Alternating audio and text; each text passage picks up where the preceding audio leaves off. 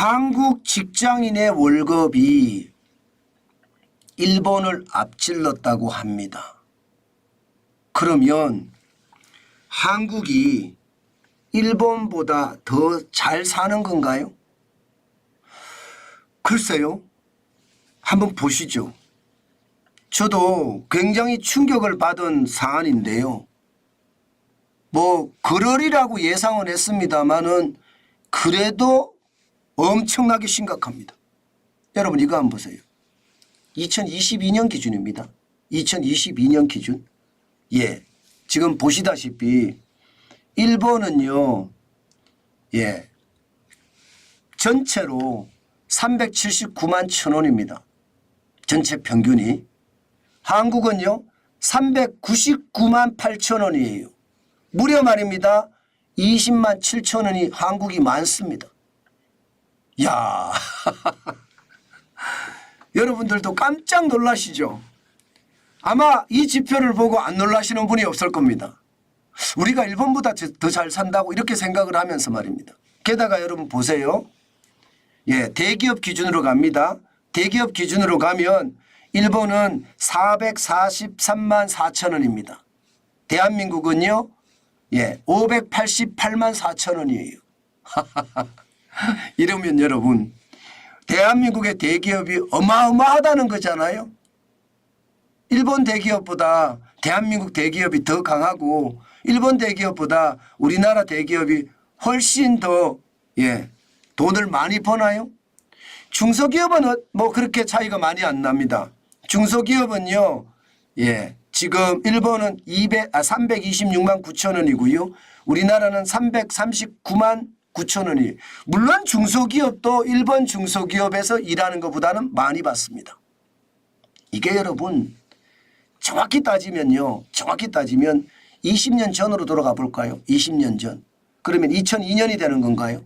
2002년이 되면 지금 일본과 우리나라의 임금 차이는 어마어마했습니다. 20년 전. 20년 전에는 대한민국의 전체 평균이 179만 8천원이었거든요. 일본은 385만 4천원이었고요. 대기업도 말입니다. 228만 4천원이었는데 일본은 483만 6천원이었습니다. 우리나라 중소기업은 160만 8천원이었는데 일본은 310만 6천원이었습니다. 20년 전에. 20년 전에는 이랬는데 20년 후가 되니까 일본을 앞서버렸습니다. 앞서버렸어요. 진짜 어마어마하죠. 실질적으로 지표를 좀 더 자세히 보면요. 야, 이게 뭐 이럴 수가 있을까 그렇게 생각될 정도로 난리가 납니다. 여러분 이거 한번 보세요. 이거를 보시면 대한민국은 2002년 179만 8천원에서 399만 8천원 2022년에 무려 상승률이 122.4%나 올랐습니다. 122.4%.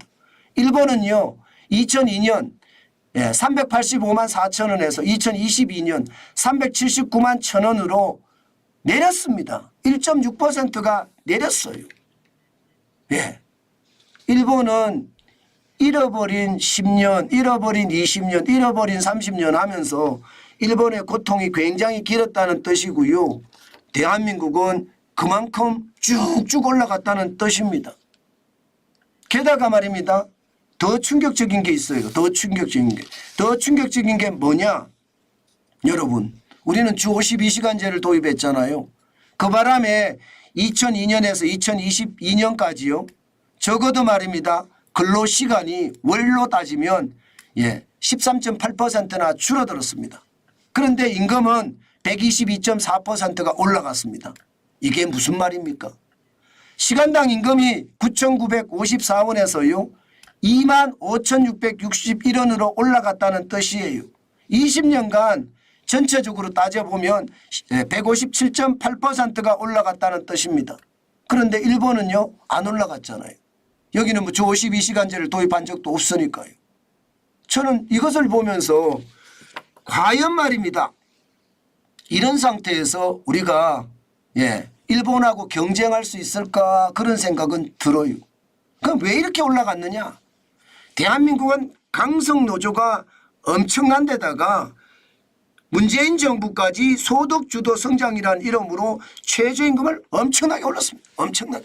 여기다가 주 52시간제까지 도입하니까 난리가 난 겁니다. 실제 최저임금 올린 거 보세요. 2017년에 7.3%, 2018년에는 16.4%입니다. 16.4%. 2019년에 10.9%예요.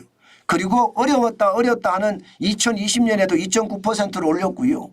2022년 최악이었거든요. 5.1% 올렸습니다. 작년에도 말입니다.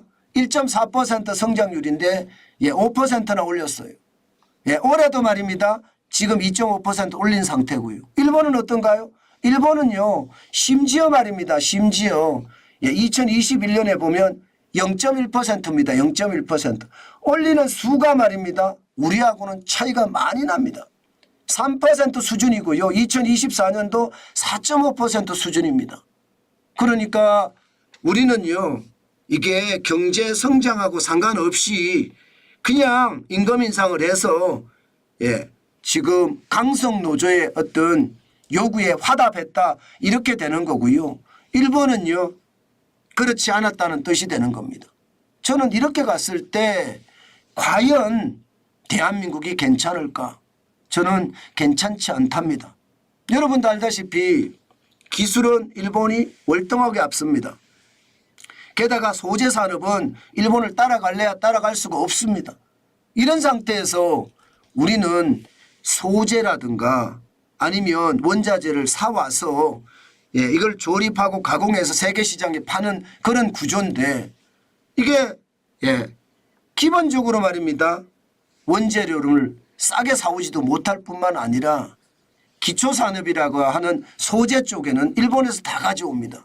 이런 상태에서 경쟁률이 얼마나 있겠습니까?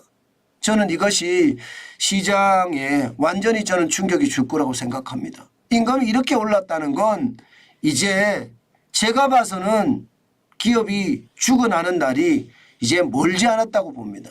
이렇게 하면 여러분 최악의 사태 저는 벌어진다고 봐요. 지금까지는 버텨낼 수 있을지 모르겠어요.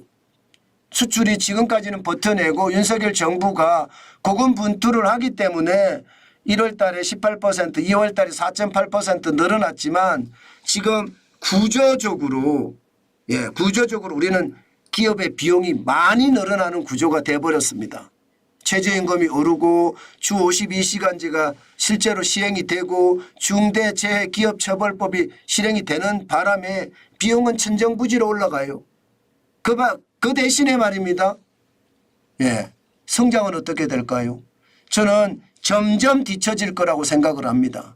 그렇게 되면 여러분 최악의 상태에 온다고 보는 거죠. 제가 경제를 항상 걱정을 하고 여러분들에게 분석해서 제가 설명을 드리는데 그 설명들이 결국은 틀리지 않았습니다. 결국은 현실이 됐다는 건 여러분들 잘 아시잖아요. 지금 이런 지표를 봤을 때 대한민국에 앞으로 닥칠 기업들의 위기는 저는 굉장히 커질 거라고 봅니다. 이게 단순하게 끝날 문제가 아니라 더 저는 충격적인 사태가 충분히 벌어질 수 있다고도 생각을 합니다. 그렇기 때문에 여러분 우리가 경계감을 가지고 봐야 되고요. 정관진 TV가 목이 터져라 외쳐대는 것도 바로 그런 이유입니다. 목이 터져라 외쳐대는 것. 그게 반드시 필요하고요. 반드시 중요한 요소다 그렇게 생각하기 때문입니다. 저는 앞으로도 목이 터져라 외치겠지만 그만큼 말입니다. 그만큼 우리 경제의 구조적인 문제가 심각하고요. 구조개혁을 제대로 하지 않는다면 우리 경제는 침몰할 수밖에 없다. 저는 그 말씀 다시 강조해 드립니다.